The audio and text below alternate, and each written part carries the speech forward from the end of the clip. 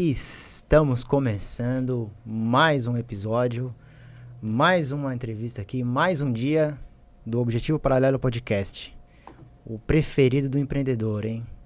Cara, hoje já foi, vamos lá, já foi estagiário da MTV, já por mais de 2 anos, passou pelo Grupo Bandeirantes, TV Globo, quase 6 anos. No momento ele está com o projeto da Sofia, já quase 5 anos nesse projeto, vai contar bastante aqui. Joga truco ou não joga truco? Eu ouvi boatos aí, hein? Sei que toca violão. Bom,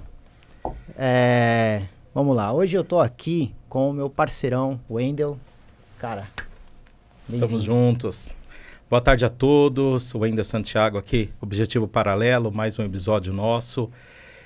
Antes de anunciar, sigam aqui no Instagram, YouTube, estamos nas plataformas digitais, Deezer, Spotify, Google Podcast. E hoje, rufem os tambores. Estamos aqui com o grande Pedro Mota Cortella conosco. É um grande prazer tê-lo aqui conosco, meu amigo. Por favor, eu vou deixar a apresentação contigo. Nada, quem apresenta é o apresentador. Eu tô aqui para responder pergunta, mentira. Gente, muito obrigado pelo convite. Prazer participar aqui, falar de empreendedorismo, uma área que é relativamente nova na minha vida, né? Que realmente estou como empresário há 5 anos, assim, mas minha carreira inteira é dentro do modelo CLT ali, né? Trabalhando para os outros. Mas, cara, um prazer estar aqui, uma honra também ser convidado e estar aqui com vocês. Vamos lá. Até antes de mais nada, Pedro, tá importante, o empreendedor ele não é só depois dos últimos 5 anos. Quando você era CLT, você também participava de inúmeros projetos. Então você não deixava de também. E o empreendedor tá na mente, né? Tá na forma que você conduz o projeto. Na minha forma de ver tem uma virada de chave, acho, muito grande, assim, de você existe uma atitude empreendedora dentro das empresas, assim, acho que quando você trabalha, que é, assim, ir atrás, né, conseguir projetos, ter um certo domínio de tudo que você faz e uma atitude de colocar aquilo dentro das ações. Mas o empreender na prática, que eu acho que é essa virada de chave quando você sai das empresas e vai abrir a sua, tem a ver com vários processos que você não está no seu dia a dia como empregado, né? Se colocar no risco, né? Se colocar no risco e assim, praticamente falando, eu sou formado em jornalismo, né? E sempre quis trabalhar como jornalista. Meu sonho era ser repórter, né? E como repórter, você tem uma função ali que é muito longe do dia a dia do que é o negócio da empresa, né? Você é um produtor de conteúdo que está ali dentro de uma estrutura, seja numa televisão, seja num jornal, seja numa redação, em que você tem uma função que ela é alheia a tudo que é de comercial, de vendas, de marketing, de dia a dia, de gestão de pessoas. O repórter ele não é um gestor, ele é um produtor de textos, né? Quase uma função artística, assim, um bom entrevistador. E quando eu fui abrir a minha empresa, aí que você entra no que é o empreender de fato. Que é, cara, você ter todos os processos, todas as contas, a gestão de pessoas, o que você... Para onde vai, né? Como que você vai estruturar o que é... E para mim, eu sinto que eu fiz mais do que uma faculdade de administração nos últimos anos, assim, que é o empreender na prática, né? Que eu aprendi muita coisa. E hoje mesmo, minha função como empresário, e várias vezes nos últimos anos, eu sempre digo, hoje eu tenho uma função que ela é muito menos de produtor de conteúdo, de jornalismo, de estrategista mesmo da digital, no caso da Agência Sofia, que é a minha empresa, e muito mais... de prospecção comercial, muito mais de gestão de pessoas, né? De gestão de equipe. Conflitos, né? Isso essa é a virada de chave. Mas com certeza, a atitude empreendedora acho que estava lá, desde sempre. Na verdade, que sinuca que a gente está hoje, hein, Gui? Entrevistando um jornalista nato, com anos de carreira aí. Tá. Eu, meramente um fisioterapeuta. Ou meramente um fisioterapeuta, né? Porque realmente, gente, eu não sou de forma alguma, eu sou um reservista de mercado. Eu não acho que para você ser um bom apresentador de podcast, você precisa ter feito uma faculdade de jornalismo ou para produzir bons conteúdos, bons textos e você precisa ter passado por essa cadeira da faculdade. Eu acho que sim, que o jornalismo ele tem a faculdade de jornalismo ele tem uma função, uma importância dentro da carreira, assim, eu acho que ele te dá ferramentas para você se tornar um jornalista na prática melhor. Só que as pessoas confundem muito. A internet faz essa confusão muito do que é o trabalho de um jornalista de verdade, que é aquele que tenta escrever com o máximo de isenção, que tenta se preparar de uma forma a fazer uma entrevista que não seja uma entrevista bajuladora, não seja enviesado. Não seja enviesado. Assim, entrevistar, qualquer um pode entrevistar. A gente pode bater esse papo aqui no podcast. Agora, se você se propõe um jornalista e você vai entrevistar alguém com um contexto jornalístico, você não vai só ficar puxando o saco, você não vai só... O bom jornalista, ele vai cutucar, ele vai atrás das perguntas que são interessantes ao público que está atrás de um conteúdo jornalístico. Não é isso que acontece num podcast, necessariamente. A gente, às vezes, quer ver um papo de brother. A gente quer ver um outro tipo de conteúdo que não é uma entrevista jornalística na concepção da palavra. Então, o bom é que o digital e a internet trouxe esse espaço para todo mundo, que antes eram, quando a gente era criança, restrito à grande mídia, aos rádios, às TVs, isso hoje está polarizado e isso tem pontos positivos e pontos negativos que a gente está vendo aí no decorrer do mundo e da aceleração que a gente tem vivido nos últimos anos. Eu falo muito, isso é uma coisa que vai facilitar para vocês esse programa. Perfeito. Eu acredito muito nisso também. Eu acredito muito nisso que... Mas eu quero também entrar nesse ponto aqui do como chegou, como formou essa ideia de fazer jornalismo. Mas eu acredito muito nisso, de o papo mais descomplicado, né? De repente, o Vitão, nosso outro anfitrião, ele fala muito disso. Então, de repente, você consegue, nesse papo de brother que você falou, também buscar uma coisa interessante, porque, de repente, não sei, pode me corrigir, mas um papo jornalístico, o entrevistado, de repente, fica mais armado, ele fica mais... preparar e falar, pô, peraí, preciso responder o certo aqui. Então, de repente, nesse papo mais descontraído, você consegue trazer realmente as realidades ali, o que é real. Não vem nada muito... produzido. Produzido. Pautado. Pautado. É algo isso. informal, né? É algo informal. Mais tranquilo. E, eventualmente, sai ali uma coisa mais espontânea. Mas eu acredito que os dois têm seu papel, né? Isso. Eu acho que a produção jornalística responsável, aquela que busca incomodar e que precisa achar questões que são relevantes para a sociedade, ela é fundamental. Ela tem que continuar existindo nos canais que ela deve existir. Agora, a produção de conteúdo como entretenimento e da forma como é feita, ela é totalmente livre, ela tem que continuar. Isso gera, eventualmente, se tira assim um trecho jornalístico de um podcast muito famoso, porque o cara tá lá, ele se sente confortável, ele sai. Mas dificilmente você vê num podcast muito famoso o cara ser apertado como ele seria num programa jornalístico sério, entendeu? Porque existe no Brasil, nos Estados Unidos a gente vê mais isso, nos podcasts existem um jeito de jornalismo de se fazer que assim, porque você veio no meu programa não é uma questão que eu te devo alguma coisa, sabe? Lá nos Estados Unidos é assim, já que você veio no meu programa, você está aqui para dar a cara a tapa. E você vai respeitar o que a minha audiência quer. Você vai responder o que a minha audiência quer. Eu estou aqui para te interpelar e responder a minha audiência. Esse é o jeito americano de ver, né? Que é um jornalismo muito mais combativo, muito mais forte nesse sentido. No Brasil, existe uma coisa que acontece também na televisão, que é assim, cara, eu vim até aqui, eu estou te dando essa moral de estar no seu programa. Não eu, mas tipo o convidado em si. E aí o entrevistador se sente um pouco em dívida com ele. E aí ele não vai apertar no calo, assim, porque daí o cara vai sair aqui e vai criar uma inimizade. O americano, Sim, entendi o que você quis dizer. Entendeu o que eu falei? O americano, ele não tá...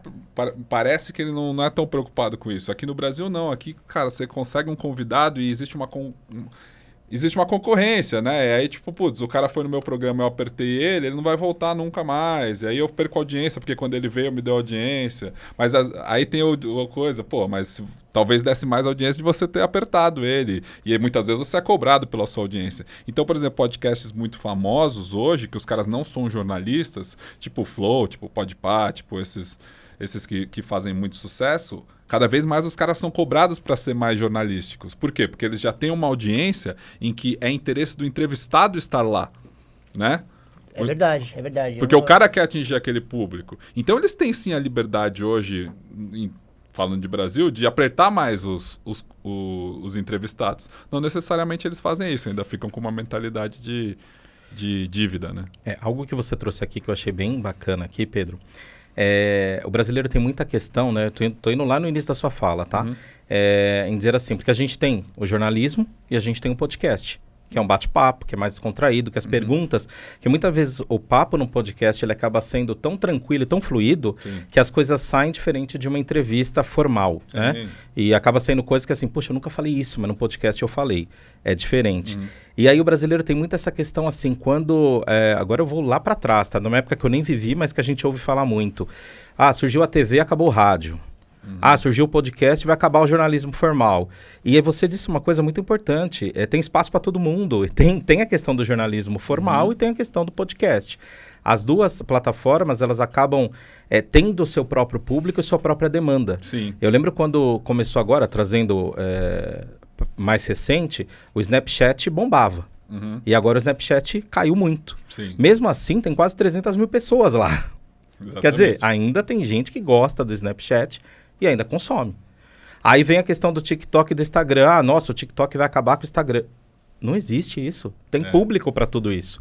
A exceção do Orkut, que acabou, o restante... O Facebook, minha mãe ainda consome, posta, comenta, Então, discute no no Face, Face. Enfim, o Facebook é uma rede super, mega, hiper relevante ainda. E as pessoas, muitas vezes, da nossa idade, elas acham que o Facebook já perdeu a graça, já saíram, já nem olha, já tal. Mas o Facebook, o feed, a interação que ainda rola lá ainda é super valiosa para um montão de gente. Assim. Então a gente, às vezes... Esse é um ponto muito interessante das redes sociais também, que elas vão ocupando bolhas e nichos diferentes e às vezes ela se propõe ela se fecha no espaço, ela até fica melhor para as pessoas que continuam consumindo ali, né? Exatamente, exatamente. Eu demorei bastante para sair do Facebook e do Instagram. Eu demorei, então, confesso. Foi resistente? Eu fiquei no Facebook falando, gente, mas é a mesma coisa. Como é que é? Entendeu? Então foi aquela situação de, não, mas o Instagram tá dando mais engajamento. Tá, ok. Porque agora que eu tô me acostumando, né? Você vem mudar. Hoje eu acabo indo mais pro Instagram, não tenha dúvida, mas eu demorei muito tempo para virar a chave de uma maneira, né? Sim.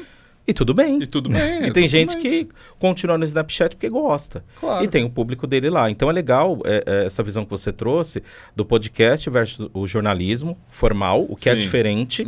E da questão que eu vejo muito, e aí eu já ia entrar nessa primeira pergunta para você, que eu vejo muita gente falando, o jornalismo hoje ele é feito por qualquer um. E você trouxe bem isso. Existe o jornalismo. Isso. E existe outras, digamos... Não posso nem dizer primeiro irmão de jornalismo, acho que não seria esse termo, mas tem aquela... Outros conteúdos. Outros conteúdos, podcast, por exemplo. Então, e a coisa complica, né? Quando existem podcasts jornalísticos. Existem podcasts de programas de jornalísticos. Isso é verdade. E, cara, isso é maravilhoso na minha visão. Assim. Eu acho que a gente vive um momento muito, muito rico e muito interessante em termos de oportunidades, que é um momento de produção de conteúdo. Mas isso, a partir daí, cria-se um problema, que são os problemas das fake news, das coisas que a gente... A porta de entrada, né? Para isso é muito fácil. E do resultado da fake news na nossa sociedade. Porque hoje nós vemos resultados práticos das fake news na nossa sociedade que impactam em eleições, em campanhas de vacinação, campanhas de antivacinação, impactam em ações que acabam tomando uma proporção que, assim, eu garanto para vocês, eu estudo muito isso. Isso é a minha área de paixão nos últimos anos. Ninguém sabe a solução. Ninguém sabe onde que isso vai dar. Qual é a solução da fofoca? Esse mundo. Ninguém sabe. Ainda não existe ninguém em Harvard. Tem muita gente pensando isso, mas ninguém tem um caminho que vai entender assim. Porque, por exemplo, as próprias redes sociais, o Zuckerberg, que seja, eles criaram um monstro que que ele não sabe que aquilo foi usado para algo que ele não previu. E hoje é usado de uma forma que ele não controla, na verdade.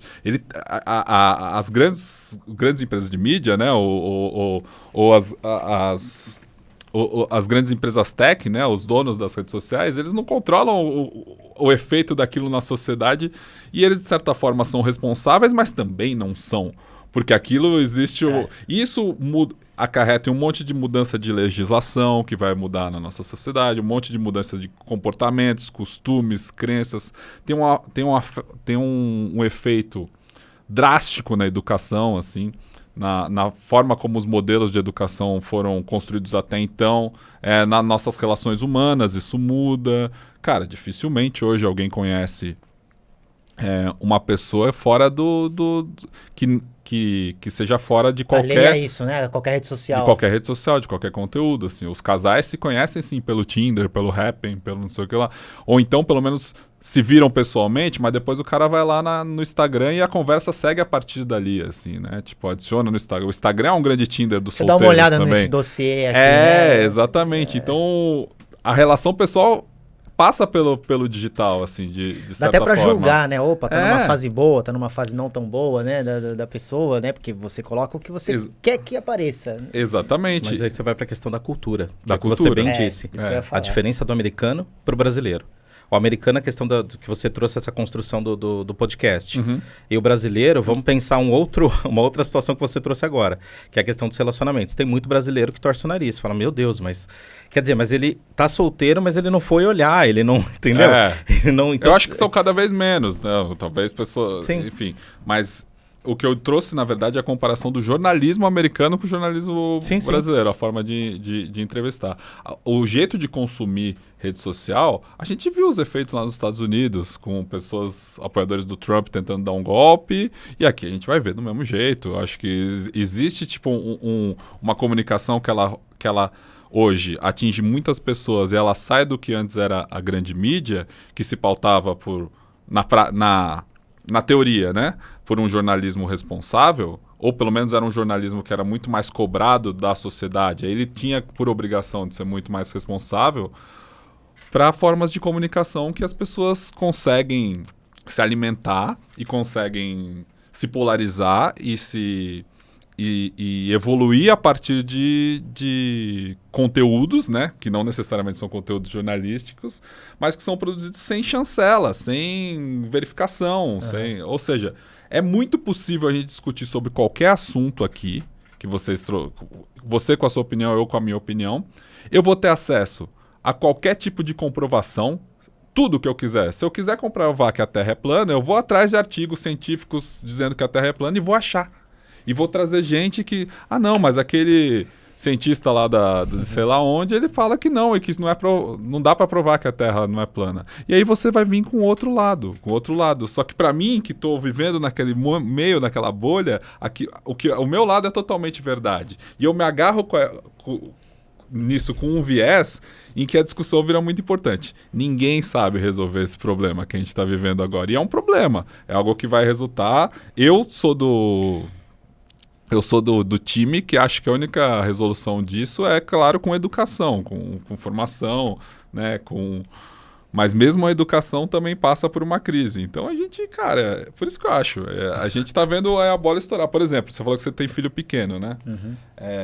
Que profissão você acha que seu filho vai ter daqui 20, 30 anos? Assim? Nossa, não faço ideia. Não dá pra ter, né?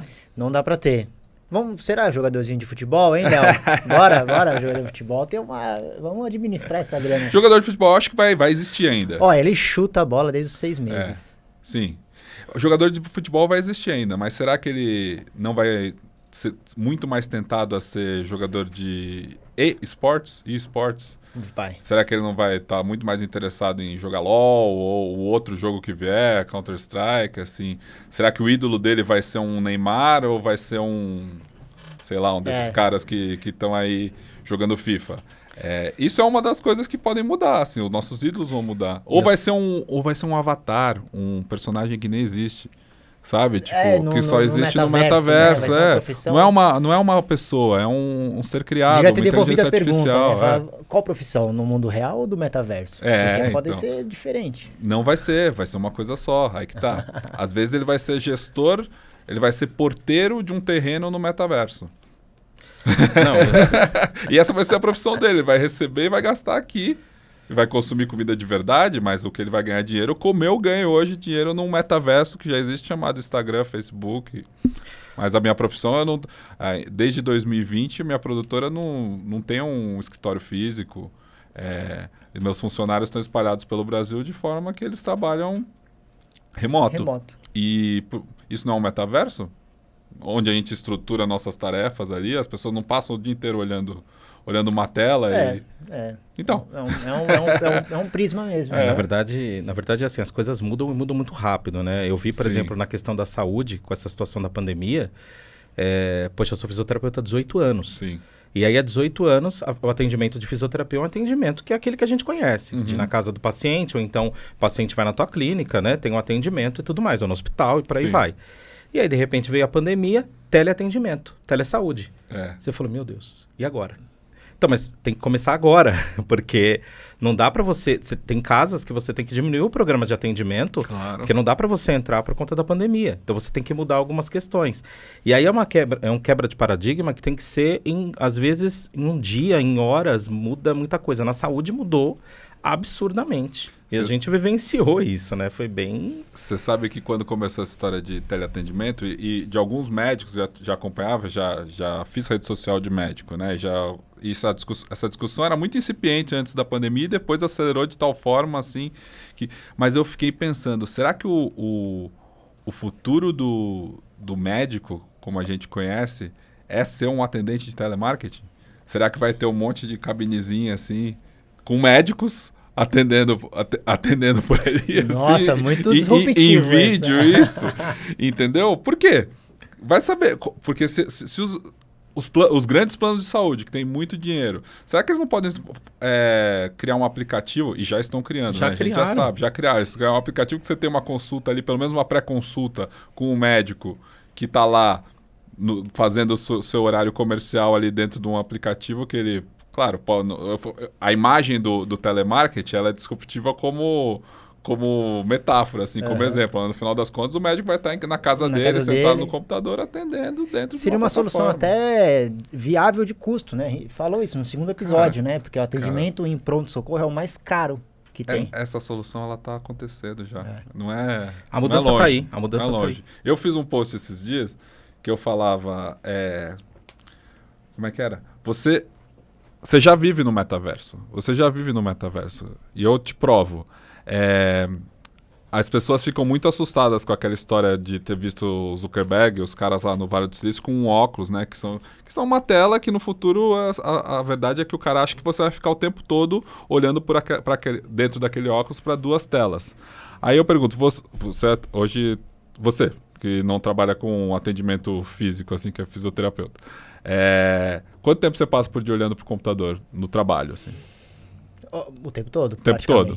E aí depois você vai pro seu lazer, e seu lazer, tirando a hora que você tá com seu filho, o que é o seu lazer à noite, assim? Como meu filho agora, é basicamente ali na brincadeira, mas sem antes dele, ou até, acho que quando ele fica mais velho, assistir um filme. Netflix, ver alguma coisa, exatamente. Nesse tempo, quando você tá com ele, você tá olhando pra rede social, no celular também, você tá com uma telinha ali, eventualmente você dá uma checada no seu e-mail, no WhatsApp, né? WhatsApp. Então, seu celular mostra quantas horas, né, as horas que você consome. Cara... Então é assim, 8 horas de trabalho olhando para uma tela, mais, sei lá, 2 horas vendo um Netflix, vendo um filme, 10 horas do seu dia, mais o tanto que você olhou para o celular durante o dia, 4, 5 horas é a média do brasileiro, né? Até na hora de comer, fala, pô, não quero cozinhar hoje, deixa eu pedir aqui, já vai pro celular de novo. A gente já vive no metaverso. 18 horas do seu dia, quando você não tá dormindo, você tá olhando para uma tela. É tão disruptivo assim, pensar que você vai fazer isso através de um óculos, ele vai substituir todas as telas que você já olha normalmente? É um ponto de vista que eu não... Detalhe, né? Tá tão longe assim? Você acha que tá tão longe assim? Tá Esses aí. malucos? Tá Na aí. verdade, eu tenho um filho de 10 anos, o Lourenço, ele ia estar aqui hoje, inclusive. Uhum. Tá vendo? O filho perdeu, ó, podia estar aqui assistindo a gente. E assim, ele joga muito aquele Roblox. Sei. Cara, aquilo é metaverso. Aquilo, na verdade, ele tá ali, ele compra as roupinhas, e tem a questão da monetização dentro do próprio jogo. Quer dizer, isso já tem há algum tempo. Então não é de agora. Inclusive, tem uma linha que fala mesmo, que o metaverso começou em cima dos games, né? E a partir daí é que foi se aprimorando e... Entendeu? Então, E o Minecraft, né? O mundo que ele constrói, assim, com blocos. O avanço e a aceleração, ela é exponencial. A gente viveu aqui, sei lá, vamos falar últimos 5 anos, 7 anos, né? Estamos em 2022, mas 2015 para cá. Esse mundo que a gente vive hoje, porque assim, por mais que em 2015 você falava no WhatsApp, o WhatsApp não estava conectado da forma como ele está hoje, que você pode pagar, que você pode transferir, que tipo, todo mundo, seja o seu mecânico, a sua funcionária de casa, sua empregada, ou sua faxineira, ou seu jardineiro, todo mundo está no WhatsApp. 2015 não era assim ainda, né? Todos os serviços estavam ali. Isso aliado às redes sociais, o Instagram, o tempo que você passa do Instagram, antes era só um aplicativo de fotos, agora você tem lá o Reels, o Feed, o YouTube. O YouTube tinha um tanto de conteúdo, mas agora ele potencializou de tal forma. É exponencial, assim, a gente acelerou demais. A pandemia deu uma acelerada ainda maior nos últimos 2 anos.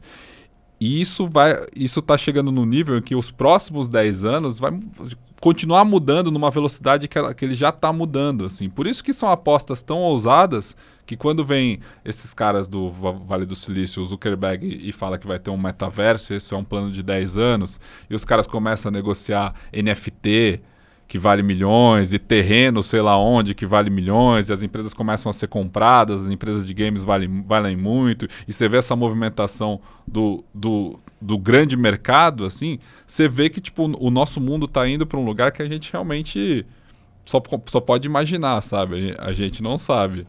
Isso dá muito medo, né? Eu também tenho uma filha de 2 anos, e eu falo, desde quando ela nasceu, eu não faço a menor ideia de qual vai ser a profissão dela, assim, não faço. Porque... Eu tenho um de 10 e eu não consigo ainda então, saber pra... Exatamente, porque, cara, vai ser advogado, 90% dos processos de um advogado estão sendo substituídos por inteligência artificial. Vai ser médico? Cara, 90% dos processos de inteligência artificial estão nesse processo. Vai ser engenheiro? Putz, a impressão 3D tá aí, né? Várias coisas que a gente está vendo também que a inteligência artificial...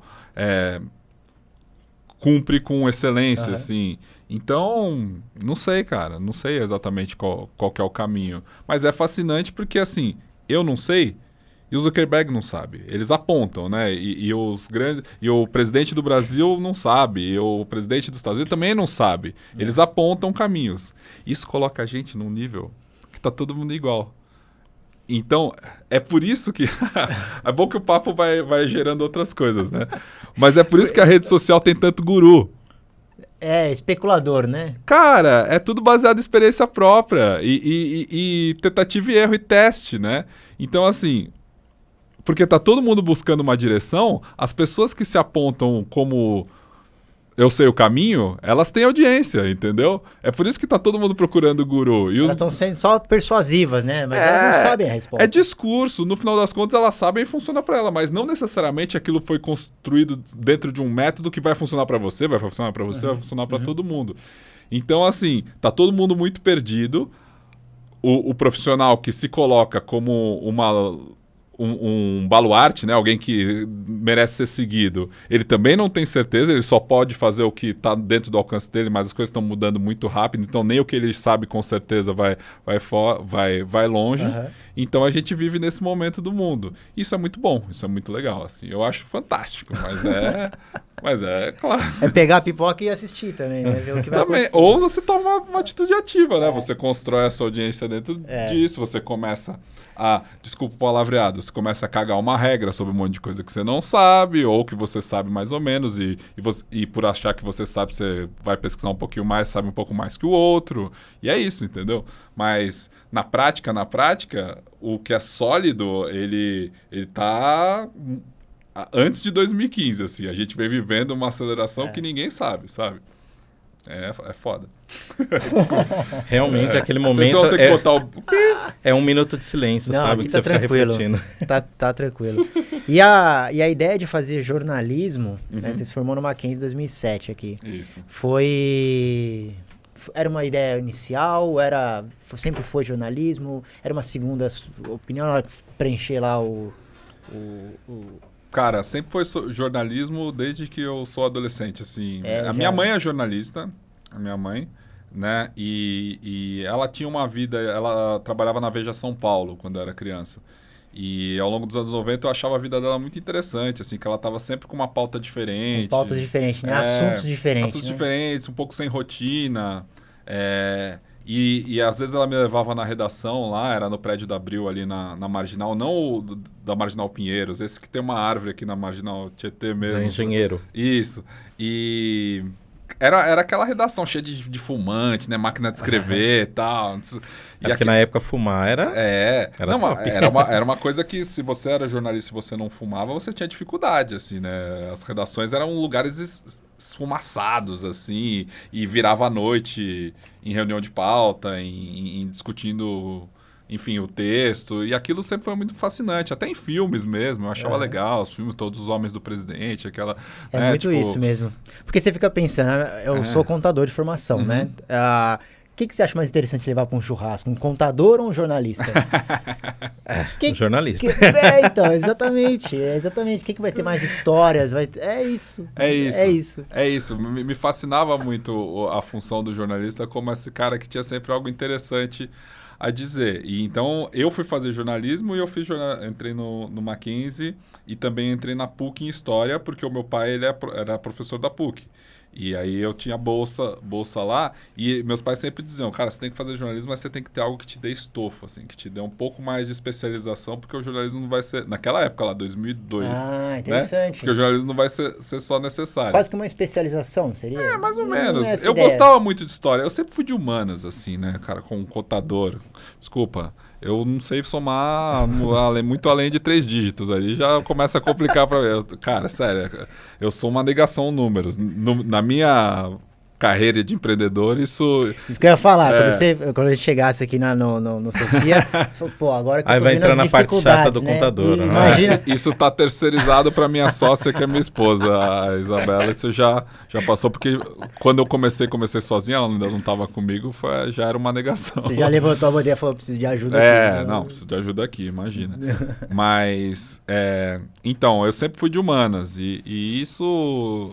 Ali no ensino médio eu também gostava de escrever, então acaba te levando para um caminho de jornalismo. E aí eu fiz história 2 anos, tranquei e nunca mais voltei, assim.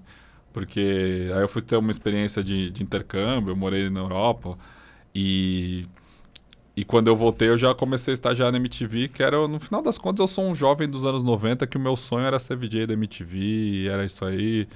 Não sei, qual a idade de vocês? Eu tenho 34. 34? 40. Então talvez você com 40 lembre um pouco do que era MTV no começo dos anos 90 ali, dos VJs como grandes entendedores do universo musical, celebridades, assim. Sempre gostei muito de música. Meu sonho era ser o Gastão, o Edgar. O grande Gastão. Exatamente. Esses caras eram Você sabe que eu acompanho o Gastão até hoje, né? Ele tem um mesmo? canal no YouTube, alguma coisa assim. Eu assisto, às vezes, pra relembrar aqueles tempos. Que legal, é muito bacana. Muito bacana. Crescendo assistindo MTV a tarde inteira na adolescência ali, Disque MTV, Sabrina Parlatória. Você toca, né? Você toca violão. Eu toco guitarra, né? Meus amigos falam que eu toco tudo mal.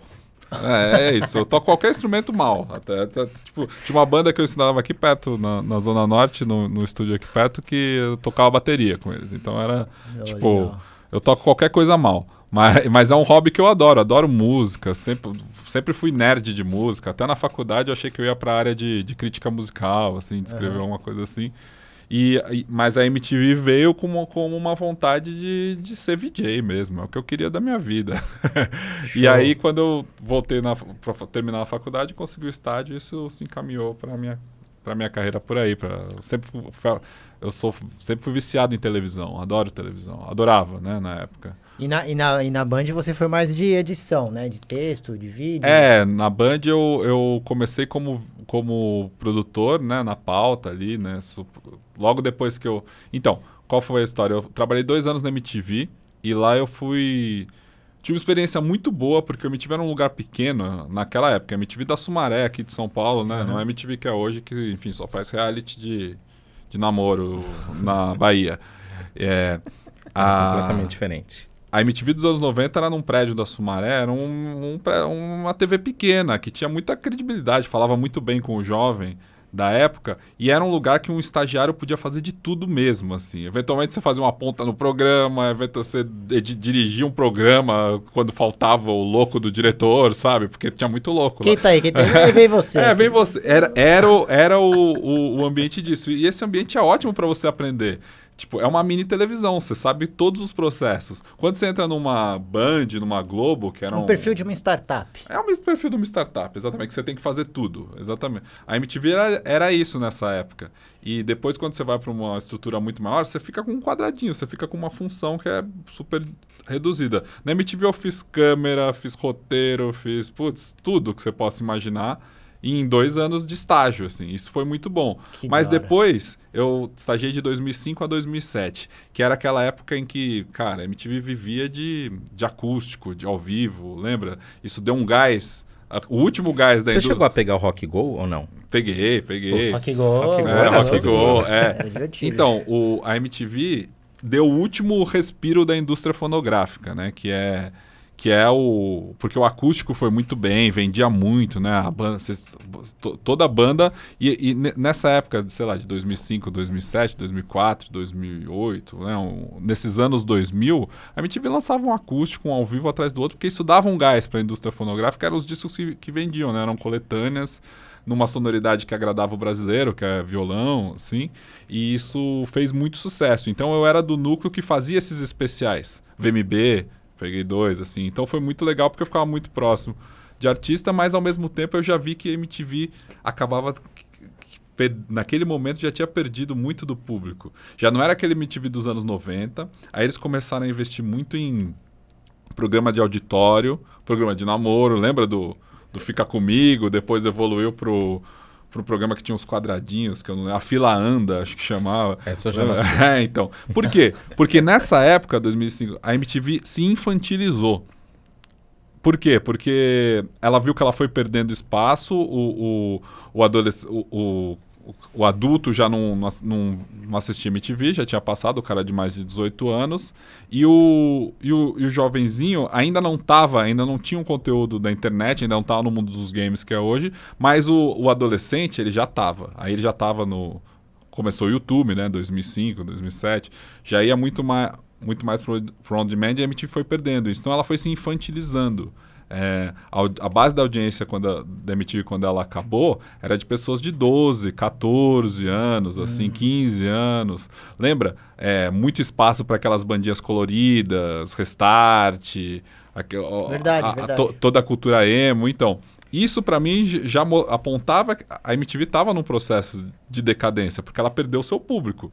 Veio o Napster, né? A indústria farmacêutica, não. A indústria fonográfica que bancava a MTV, ela veio no declínio e a MTV veio na sequência perdendo espaço. Então ela foi decaindo. E eu fui me apaixonando cada vez mais na faculdade por trabalhar com jornalismo. Eu queria trabalhar com jornalismo. Aí eu consegui uma vaga na Band, na pauta, que era para trabalhar com jornalismo diário. Foi uma baita escola também de texto, de edição. Aí depois eu fui virar vídeo repórter. Depois de vídeo repórter, que eu fazia o jornal Bom Dia... Como que chamava? Café com Jornal.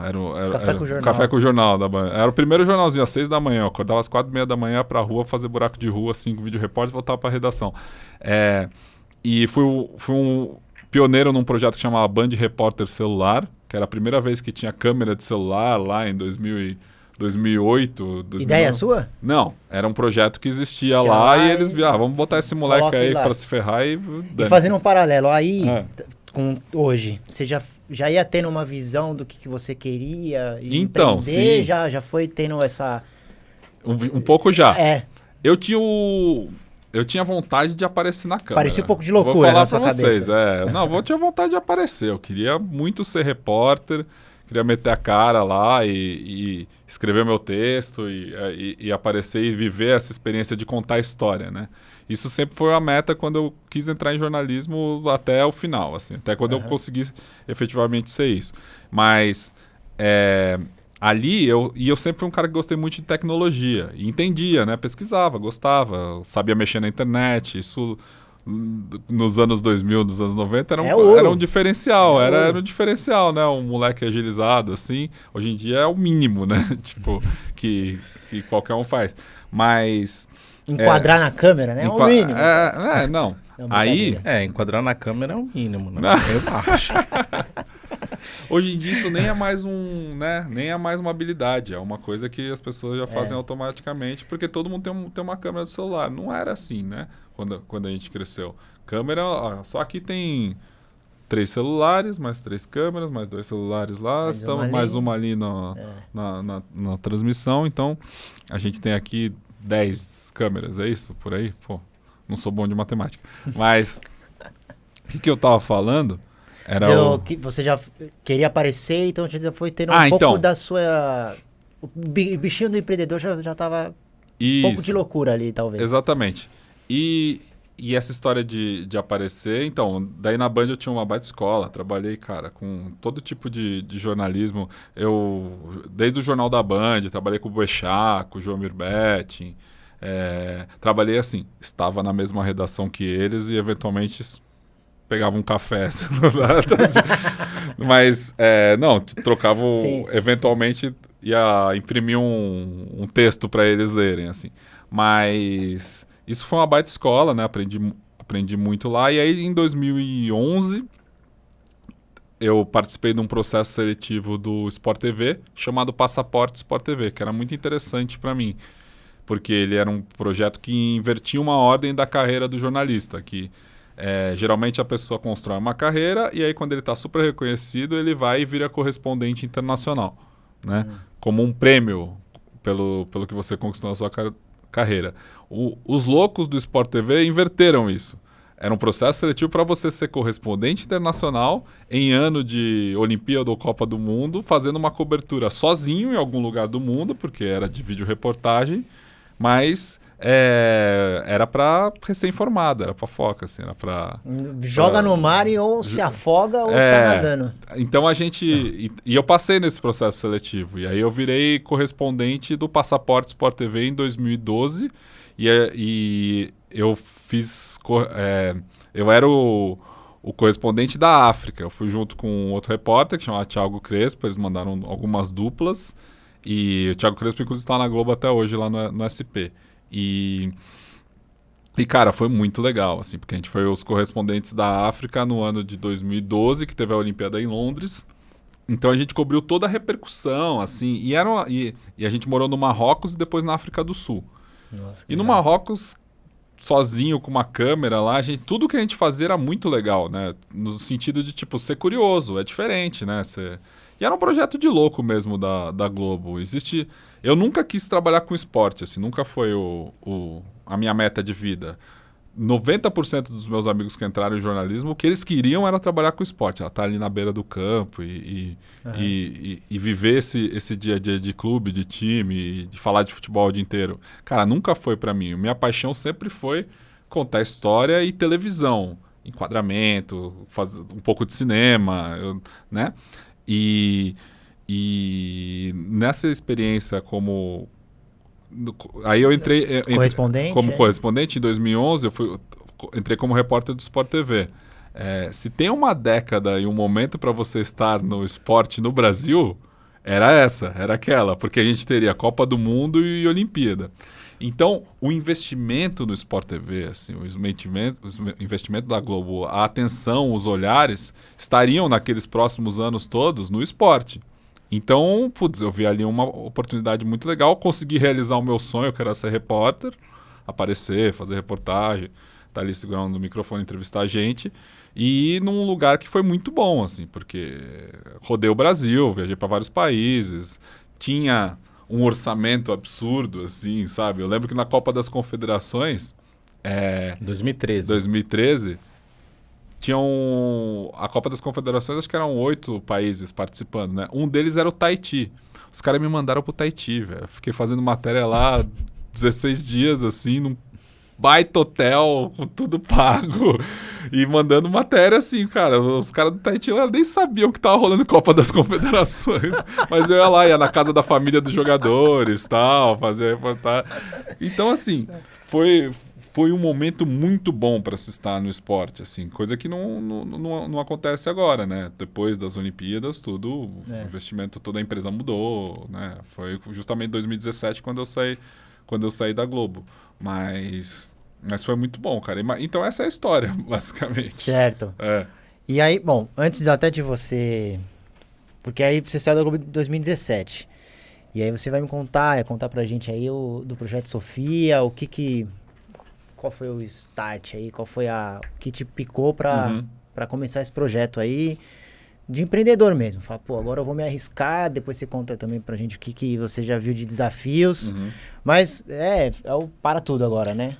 Segura um pouquinho agora. Segura. Vamos pro Merchan, depois a gente volta. Foram bem. Bora. Bom, despachante Jardim São Paulo. Cara, pensou em documento, pensou em transferência de carro, pensou em tudo que for junto ao Detran, trabalho junto ao Detran. Deixa a burocracia com quem é especialista, com quem trabalha com isso há 33 anos, tá? Eles estão ali na rua lateral aqui do Jardim São Paulo. Deixa eu só pegar aqui, ó. Pera aí. O telefone 2971-0550. O Instagram, @despachantepecine. Tá tudo aqui embaixo também. @despachantepecine. Você vê lá no Instagram. Cara, pensou em burocracia não quer ter burocracia com documento de carro, de veículo? Vai lá com eles. Estão há 33 anos no mercado já. Cara, dominam o assunto. Perfeito, Gui, perfeito. Agora vamos falar um pouquinho da KeepCare. A KeepCare é uma empresa especializada em venda e locação de equipamentos respiratórios e médicos hospitalares. Atende pacientes particulares, home care, clínicas e hospitais de transição. Então, eles são especialistas nesse assunto de oxigenoterapia. Se vocês quiserem mais informações, acesse o site keepcaresaude.com.br. Keep, K-E-E-P, care, C-A-R-E, saúde.com.br. E siga as redes sociais da KeepCare. @KeepCareSaúde. Exatamente, @KeepCareSaúde. Eles são especialistas nessa área de oxigenoterapia, ventilação, BiPAP, CPAP, tudo que vocês precisem aí para o familiar de vocês. Voltando, vamos lá. E falar também aqui da Dripower, né, dos estúdios aqui, cara, agradecer o Marcelão, o Cezinha, o Gui, que tá aqui com a gente. Cara, agradecer a recepção, realmente muito bom, o estúdio de Dripower, excelente. Fazer também aqui, ó, agradecer a Rafa aqui da ESP Creative, fez aqui as nossas canecas. Rafa, obrigado, a gente tá esperando aí o nosso risco e rabisco aí. Eu não canso de chorar. Todo programa eu dou uma chorada nesse risco e rabisco aí, uma hora chega. Obrigadão, Rafa. É isso, bora. Perfeito, agora vamos lá para dar sequência, né? Agora vamos falar da Agência Sofia. Opa! Então vamos falar como que foi onde o bichinho do empreendedorismo, que na verdade já vinha picando, né? Sim. E aí agora vamos a essa segunda parte do nosso podcast. Não, cara, foi um processo assim. Eu contei aqui a história de como eu via que a MTV estava em decadência, né? Logo quando eu busquei um outro caminho. E isso aconteceu também lá por 2015, mas de uma outra forma. Aí não era uma questão da empresa, era uma questão do meio. O meio televisão, assim, ele perdeu um interesse para mim muito grande, assim, da forma que a TV contava histórias do jornalismo. Em primeiro lugar, assim, eu sempre fui um cara da reportagem, do VT editado, daquilo que você vê como um trechinho do jornal que tem, enfim, locução, né, com imagens, com a construção, trechos de entrevistas, e aquilo conta uma história. Eu sempre fui o meu ponto forte como repórter era isso. E na televisão e no esporte, principalmente, isso foi cada vez mais perdendo espaço, assim. No Sport TV não tinha mais muito espaço para grandes documentários, reportagens que você podia pensar, né? Eu gostava de ficar, sei lá, semanas fazendo uma reportagem, escrevendo e entrevistando e pesquisando para contar aquilo da melhor forma possível. Não, no esporte, naquele momento, o jornalismo, a produção ficou muito focada em conteúdo ao vivo, em debate, em discussão, né? Em programas que 90% da grade hoje em dia 100% quase da grade dos programas esportivos é isso. É a gente falando, é comentarista, é ao vivo. E isso nunca foi minha praia, assim. Então eu senti uma dificuldade ali de continuar naquele ambiente em que só isso que acontecia, né? Era muito porta de treino, sabe? Era muito ao vivo, muita chuva na rua, coisas que nunca me agradaram tanto. Muito perrengue, né? No sentido de... A vida do repórter, ele é de perrengue. Mas não era só pelo perrengue, na verdade, isso é uma brincadeira.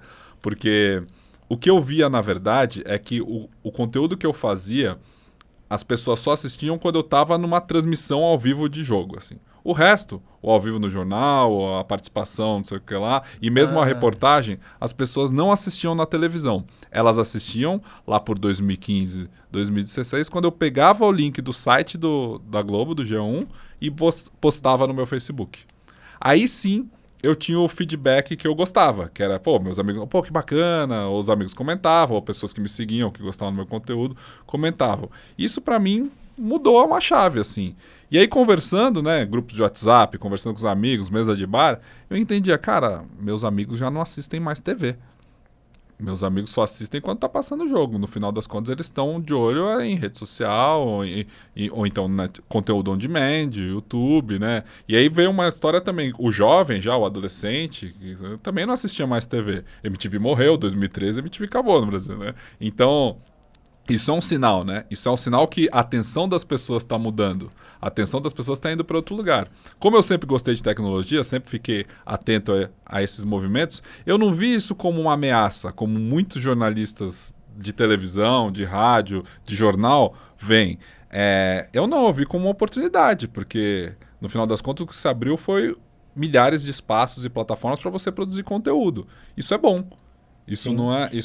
O que não vai ter mais é a empresa pagando, a grande corporação contratando, pagando salário e tutelando aquilo ali. Não. As pessoas estão indo para um caminho diferente, um caminho independente. Então eu fui estudar marketing digital, fui para uma pós na SPM Mas isso em paralelo ainda? Em paralelo ainda. Então, eu tentei durante 2 anos conseguir começar essa pós. Eu só fui fazer ela em 2017. Que coincidentemente foi o ano que eu saí. Mas por quê? Porque o trabalho de jornalista de esporte era muito difícil. Eu não tinha horário, né? Muito intenso. É muito intenso e um dia eu entrava às 7 da manhã, como que você vai ter sempre a rotina para fazer uma pós, para ter uma aula, que naquele tempo era só presencial, só existia, né? Você tinha que se deslocar até o local da aula. Uma maluquice pensando hoje.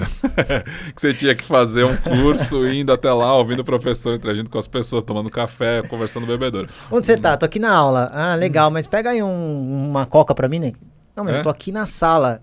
Você tá na sala? Você não falou que tá na aula? Então... Exatamente. Que loucura, né? Isso... 2017. Aí em 2015 eu já pedia para a chefia, quero estudar, quero fazer uma pós, tal, acho que vai ser legal, vou trazer novas referências. Negar. 2016, quero fazer uma pós. 2017 a chefia mudou. Aí eu fui com essa mesma orientação, eu consegui fazer a pós todo sábado, de manhã, lá, e ela durava 1 ano e meio, e aí comecei a cursar. E claro que isso me tirou de viagem, me tirou, de certa forma, de uma escala e, de certa forma, também já tirou totalmente meu interesse. Eu não acreditava mais na forma de contar uma história que era a forma da televisão, entendeu? O VT, para mim, o VT, que a gente chama jornalismo, não sei se vocês sabem esse termo, mas o VT é a reportagem, o trechinho que o repórter tem dentro do jornal para contar a história. Ah, tá. Ele faz um jornalismo, ele faz uma matéria completa e tem só um trailer. Não. Por exemplo, o William Bonner lá no Jornal Nacional, ele faz a apresentação e ele chama um conteúdo gravado. Isso é o VT. Ah, tá. Agora, conforme conta Zileide Silva, daí ela vai lá e fala de Brasília. O presidente hoje foi no cercadinho e falou bobagem. É isso. E esse é o VT. Eu não acredito muito mais nessa linguagem. Acho que as pessoas não entendem mais, não é mais o jeito que engaja, né? Que as pessoas... Isso já foi levantando essa luz laranja na minha cabeça. E aí, em 2017, rolou um corte na Globo, em outubro, e eu fui mandado embora, né? Dentro de um desses passaralhos que a gente chama no jornalismo, né? Que eles cortam um monte de gente, eu tava na lista. Passou, você não abaixou, aí foi. Cara, e isso foi pra mim... na época eu lembro que eu recebi um monte de mensagem, assim. Pra mim foi, de certa forma, uma surpresa, mas não foi. Porque a minha cabeça, meu coração já não tava ali, sabe? Eu já tava... Então, eu acho que eles fizeram bem em me mandar embora. Eu era mesmo o cara pra ser mandado embora naquela hora, que eu já não tinha o menor interesse com as coisas que eu fazia ali. Não acho que eu era um bom jornalista naquela época, porque eu já tava pensando muito fora. E aí, paralelamente a isso, acho interessante que a gente já falou, acho que uma meia hora, e isso não veio à tona ainda de parte de vocês, que eu sou filho de um grande filósofo no Brasil e que Imagina! Que é isso, que surpresa! Geralmente esse assunto vem muito antes, e eu acho muito fantástico, que legal, vocês foram muito gentis ali. Não, tô brincando, eu falo desse tema com super tranquilidade. Hoje faz uma parte super presente na minha vida, mas até certo ponto, toda a minha carreira jornalística, isso não era uma preocupação que eu tinha. Eu não queria ser o filho do Cortella, né? O filho do Mário Sérgio Cortella, filósofo, para quem não conhece, que são poucas pessoas que não conhecem hoje no Brasil. Né? Eu acho que ninguém. Vocês que não conhecem, a gente está com o filho do homem. Mas... Aí, paralelamente a isso, tinha esse caso que eu sou filho desse cara. E esse cara... Desde quando o YouTube nasceu, assim, ele é um palestrante de destaque, ele é o principal palestrante do Brasil, eu falo isso com maior orgulho e sem nenhuma modéstia, ele é o melhor e maior palestrante do Brasil desde os anos 90, no mercado corporativo, assim. Ele meio que criou esse mercado de palestrantes, porque vários começaram junto com eles, com ele não estão mais, e outras ondas passaram, mas ele permanece, e ele permanece em listas, etc. e tal, como um grande palestrante também, porque soube se reinventar. E sempre rolou na internet, no YouTube, nas redes sociais, trechos das palestras dele, o nome dele ficou viralizado, super conhecido, assim, só que nunca isso aconteceu por vontade dele. Ou seja, ele nunca teve uma presença digital ativa até então, até 2017, né? Era mais coisa de fã, assim. Era coisa de fã, isso acontecia e, assim, eu tinha sempre discussões com ele, falando, não, você tem que fazer isso, tá, não sei o que lá, era uma coisa... E ele não ia fazer, né? Meu pai hoje tem quase 70 anos, 68 anos, na época ele tinha, sei lá, 60, E, cara, ele não era o trabalho dele, era um mundo que ele não participava. Ele sempre foi super reativo com rede social, como qualquer pessoa, né, da área dele e com idade. Então, isso aconteceu meio por conta do conteúdo. O conteúdo dele era muito bom. E aí, o conteúdo dele encontrou fãs nessas plataformas que possibilitam que bons conteúdos e maus conteúdos sejam encontrados. Então, isso correu de forma paralela, isso deu para ele uma grande visibilidade, assim, ele com certeza lucrou em cima disso, né, para a carreira dele, foi muito bom. Mas aquele momento ali, 2016, 2017, não ter uma presença digital ativa era um problema. Por quê? Porque existiam vídeos dele no YouTube com milhões de visualizações que eram monetizados por terceiros, que era o fã que tinha colocado ali. E nessa época já existiam, assim, vários canais do YouTube que viviam de vídeo dele, principalmente, mas do canal, do Pondé, do Clóvis, assim. E esses canais começaram a ganhar dinheiro. E aí não era mais fã, aquilo virou uma profissão dos canais, já era né? Um negócio, já era um negócio. E quando vira um negócio, aí não é mais fã, né? E então eu comecei a falar isso, não, olha o que está acontecendo. Então quando eu saí, eu já tinha na cabeça, e essa ideia eu tive durante a pós, de fazer uma agência, um plano B. Eu já ia fazer isso, um plano B, enquanto eu estava trabalhando na Globo. Já estava com um objetivo paralelo aí. Já estava com objetivo paralelo, exatamente. Eu já tinha o plano B de construir uma agência que fosse baseada justamente nesse problema que meu pai tinha. Ele tinha um bom conteúdo offline, mas ele não fez a transformação digital. Ele não ia começar um Instagram e começar a postar selfie e fazer stories, sabe? Ele não ia construir um canal do YouTube e subir vídeo toda semana e se preocupar com o conteúdo. Ele não ia abrir um LinkedIn e, aceitar as pessoas que iam pedir para ser amigo dele, sabe? Isso não ia acontecer. Isso não era uma coisa tão comum em 2017. Uma agência que se propôs, se propusesse a fazer gestão de redes sociais para pessoas, né? É verdade, não era muito comum. E eu comecei, aí eu construí todo um dossiê, assim, porque assim, isso já era para ter sido feito nas discussões que a gente tinha, né? Ele tem uma empresa, ele tem o escritório dele com pessoas lá, ele podia ter investido nisso por conta própria. E eu insistia para ele investir, só que não precisava, na verdade, né? Em termos de agenda de palestra, ele sempre teve muita demanda. Afinal, já tô trabalhando aqui, já tô fazendo cara, o que eu isso gosto. já tá rolando. Ele não ia fazer. Ele ia deixar rolar. Não lido, sabe? Não... Só que aí, claro, eu construí, falei, esse canal aqui, aí eu fui lá numa página que chama Social Blade, que você consegue ver os analytics e mais ou menos quanto que ganha cada canal. Esse canal aqui tá fazendo tudo isso aqui por mês, isso aqui, esse dinheiro tá indo para onde? Isso aqui é tudo em cima de vídeo seu, trecho de sua de palestra. Esse aqui também é tudo em cima de vídeo seu, trecho de palestra. Esse cara aqui tem uma conta do Twitter e ele posta opinião como se fosse você. E tinha, tipo, sei lá, 40 mil seguidores no Twitter. Esse cara aqui do Instagram tinha um perfil com quase 200 mil seguidores do Instagram, Mário Sérgio Cortella. Você fala, cara, é perigoso já. Já é isso que eu ia falar. Já é uma coisa. O cara podia lá comentar uma questão política, emitir uma opinião em nome do Cortella. Existia um ponto para quem é conhecido que você não tinha mais opção em não estar nas redes sociais. E esse ponto chegou pro meu pai. E ele entendeu isso. E ele foi meu primeiro cliente na agência, né? Eu fiz um projeto, construí isso, então a gente vai fazer isso, aquilo. E eu entendi que, claro, quem tivesse essa dor, quem fosse também palestrante, conhecido ou professor, que não tivesse passado pela transformação digital, não tivesse atento àquilo que estava acontecendo no mundo, também precisaria de uma agência para fazer isso por ele. E essa é a Sofia. Nasceu a Sofia a partir daí. Eu queria um nome que lembrasse filosofia, né? E aí eu vi que o domínio com PHY estava livre. E é por isso que ela chama agência Sofia com PHY, mas Sofia significa sabedoria, que é uma agência que nasceu pautada em construir autoridade digital para quem tem bom conteúdo offline, ou seja, você é uma autoridade no mundo real, mas você não construiu a sua autoridade digital. Então a gente te ajuda a fazer isso. Esse é o mote da empresa. Claro que em 5 anos a gente já abraçou várias outras coisas, assim, né? Entramos no mercado de infoproduto, curso, etc e tal, e a gente vai falando disso. Mas a agência Sofia nasceu comigo fazendo a rede social do meu pai.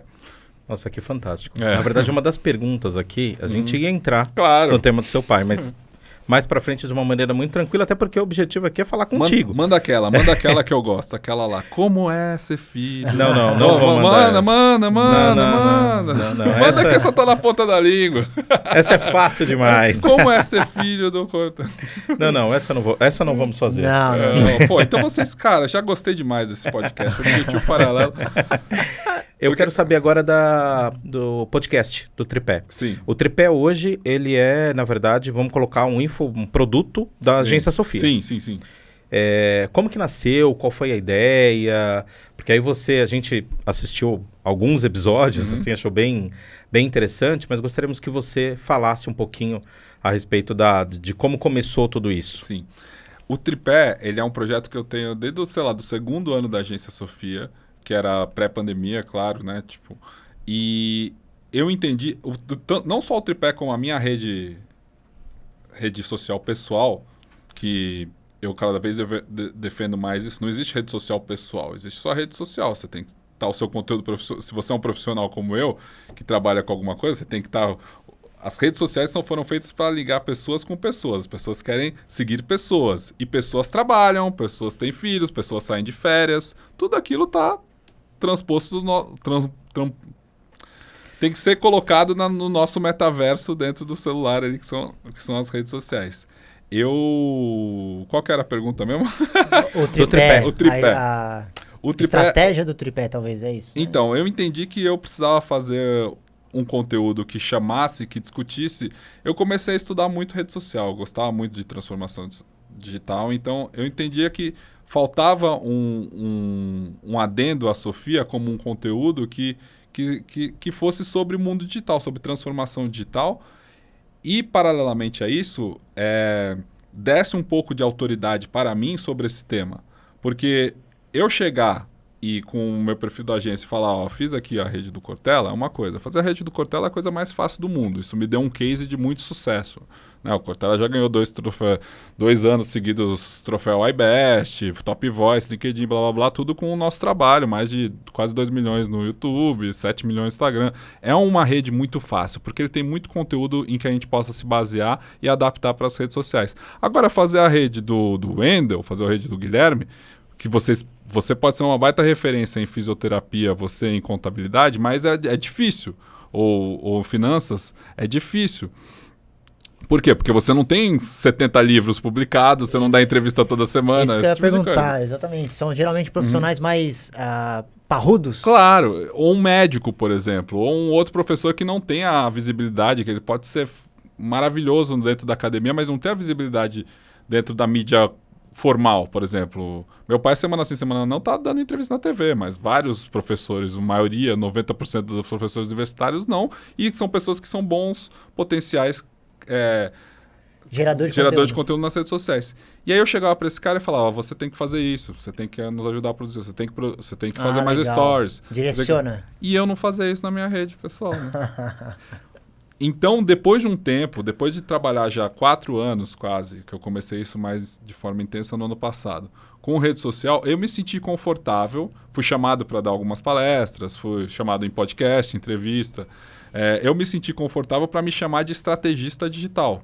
Ou seja, como CEO da Agência Sofia, eu realmente ser à frente do negócio para teorizar sobre rede social, conversar sobre rede social com certa credibilidade. Assim. Eu já passei muito, já fiz gestão de muitas contas, muito grandes e muito pequenas, entendo as particularidades de cada rede, já estudei bastante com isso. Então, hoje eu me sinto confortável para produzir conteúdo e ser à frente da agência. O Tripé surgiu disso, para conversar sempre com 2 pessoas. Uma que, no cerne da ideia, o tripé é 3 pontos de apoio que sustentam uma tese, né? Como a gente está aqui num tripé, são 3 pontos de vista, mas a gente vai discutir sempre a transformação digital. Então eu vou chamar um fisioterapeuta que é muito bom, muito super reconhecido no meio da fisioterapia, mas não tem uma rede social, e eu vou chamar o fisioterapeuta blogueiro de Instagram, para todo mundo conversar sobre como a transformação digital afetou o negócio deles, assim.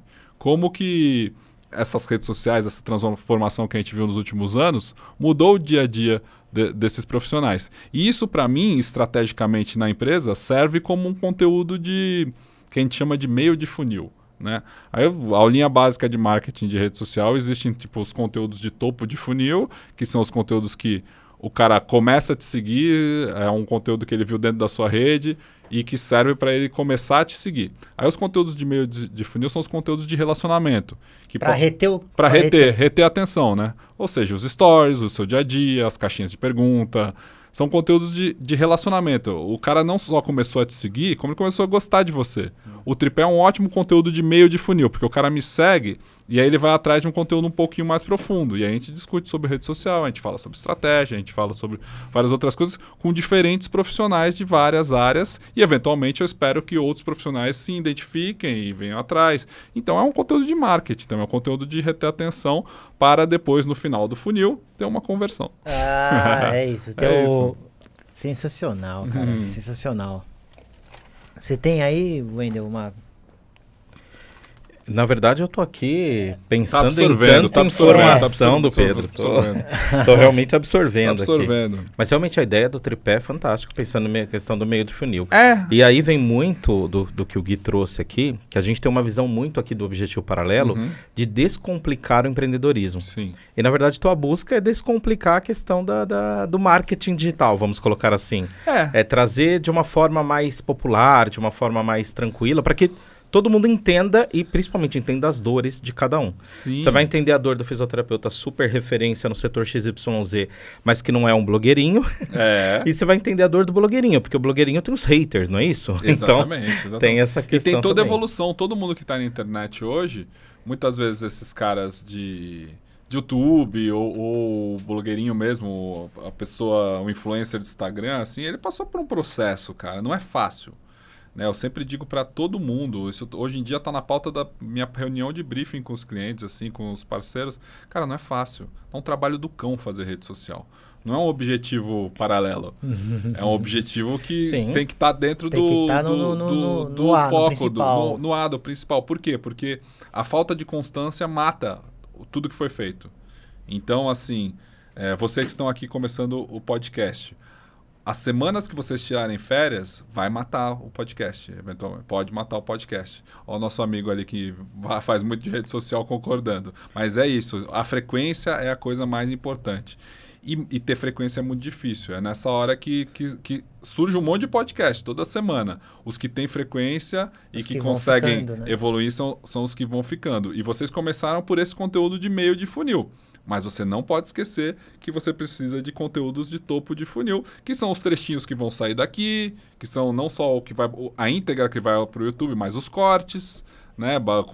Geralmente com uma chamada super apelativa, que vai falar filho do Cortella, desmente jornalismo, né? Tipo, exatamente. Mas assim, são as táticas e as técnicas que tornam o conteúdo relevante e que chamam a atenção para isso daqui. Porque no final das contas você faz um podcast para as pessoas ouvirem, né?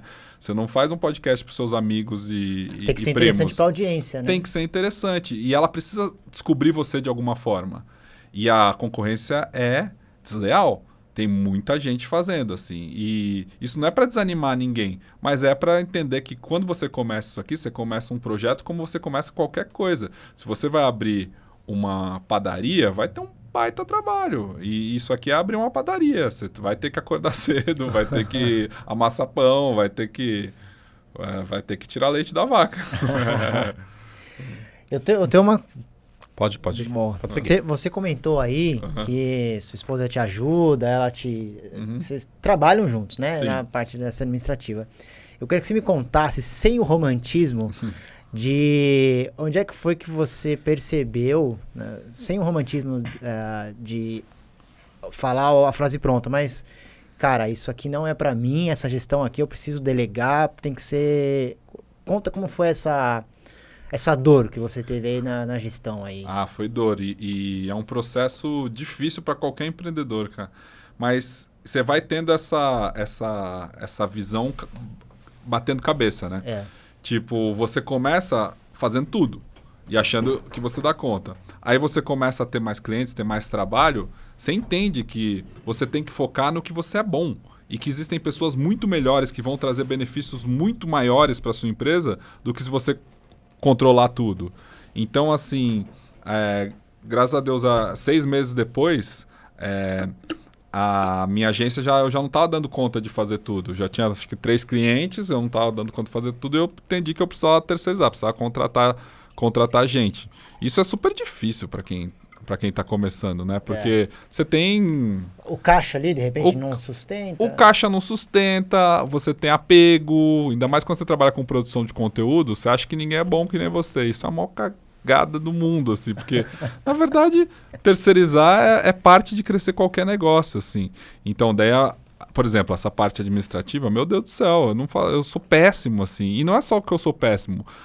A maturidade veio depois, anos depois, acho que isso, sei lá, em 2019 mesmo, 2019 que eu saí mesmo do operacional direto de editar vídeo, de sair, fazer gravação, assim, dessa parte do operacional. E isso, eu sou o cara que tenho, sei lá quantos anos de experiência em televisão, né? Tipo, eu fazia e tinha um super apego. Mas, cara...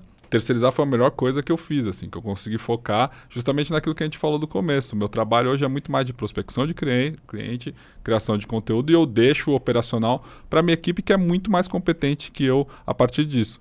A minha esposa, a gente é casado e a gente trabalha junto lado a lado. Há 4 anos, pelo menos, quase 5 anos. Eu vivo isso. Então, eu também. Não, e aí as pessoas perguntam, como que você separa o casamento da empresa? Não separa. Na verdade, não separa. A gente acorda falando da empresa, a gente dorme falando da empresa, a gente cuida da nossa filha e fala da empresa. É isso. Tipo, e você tem que ter a maturidade. Isso gera, cara, claro que muitas brigas e muitas soluções também. De outra forma. Mas você tem que entender como lidar com isso, assim. E várias coisas. E eu sou uma pessoa super... Eu entendi que meu perfil de empreendedor é um cara mais agressivão, assim. Eu gosto de ampliar e quero entrar num projeto que tem mais risco, sabe? Eu entendi que eu sou um cara mais agressivo, até na negociação, sabe? Com o cliente. Ela não, ela é mais pé do chão, ela é mais cartesiana, ela fez administração de empresa. Ela tem, Meu Deus, eu tô me vendo aqui. ela tem outro perfil. Então a gente se completa muito bem nessa parte da empresa. Assim. Com certeza, se eu fizesse tudo o que eu queria, eu já tinha falido. Mas com certeza, se ela fizesse tudo do jeito dela, a gente estava muito menor do que a gente está. Então... É o equilíbrio, né? É o equilíbrio, é balancear tudo isso. Pedro, que coisa, porque eu vivencio exatamente isso todos os dias. Minha empresa é familiar, minha Sim. esposa não é fisioterapeuta, ela é da área administrativa, financeira em si. Uhum. E ela que toca também essa parte financeira, porque eu realmente gosto do operacional, tratei o operacional da empresa durante muito tempo. Para eu passar para o tático estratégico demorou também, como você. Então eu também tinha aquela questão do operacionalzão mesmo, de, né, vamos lá e tudo mais. Hoje eu já consigo ter uma visão diferente. A gente já tem 15 anos, agora em 22 a gente faz 15. Quer dizer, já estamos em 22, né? Meu, tá tão louco que tá passando voando. Bom, a gente completa 15 anos de empresa, de clínica, enfim. E eu percebo o quanto é importante esse movimento. E a visão é exatamente essa. Eu sou o cara extremamente audacioso. Extremamente, me deu, vamos lá, vamos fazer na negociação. E ela já tem uma postura. E é legal esse equilíbrio. E realmente, essa situação de falar assim, divide, não é mais ou menos. A gente tenta, Sim, mas não é fácil. Tanto é que eu tenho 2 filhos e tem horas que eles falam assim, chega um pouco de falar de trabalho. Mas é isso. E hoje a sua função, ela ainda é de fisioterapeuta ou ela é muito mais... Hoje eu estou mais na função de gestão. É isso.